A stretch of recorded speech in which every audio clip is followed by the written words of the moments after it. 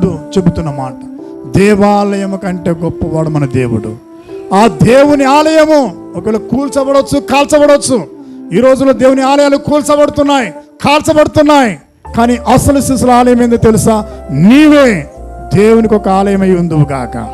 నీ దేహమే దేవునికి ఆలయమై ఉన్నప్పుడు ఈ దేహం నీకు దేవునికి ఆలయముగా ఉంటే ఆలయంలో యేసయ్య అందరిని దీవించేవాడుగా ఉండబోతున్నాడు. నీ ఆత్మలో దేవుణ్ణి ప్రవేశించడానికి దేవుడికి సహాయం చేయదువు గాక. నీ ఆత్మలోనికి, నీ మనసులోనికి దేవుని ఆహ్వానిస్తే ఆయన నీ హృదయాంతరంగంలోనికి వచ్చేసి నీ హృదయంలో ఆయన నివసించడానికి ఇష్టపడుతున్నాడు.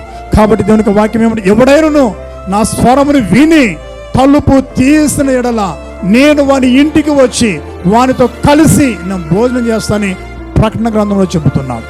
కాబట్టి మన దేవుడు ఆయన డైరెక్ట్ ఒత్తిడి చేసి బలవంతంగా వచ్చేవాడు కాడు. కానీ నీ అంతటా నీవే నీ పాపాన్ని ఒప్పుకొని విడిచిపెట్టగలిగితే, నీ త్రాగును ఒప్పుకొని విడిచిపెట్టడానికి ఇష్టపడితే, నీ మనసు మార్చుకోవడానికి ఇష్టపడగలిగితే అప్పుడు నీలోనికి దేవుడు రాబోతున్నాడు.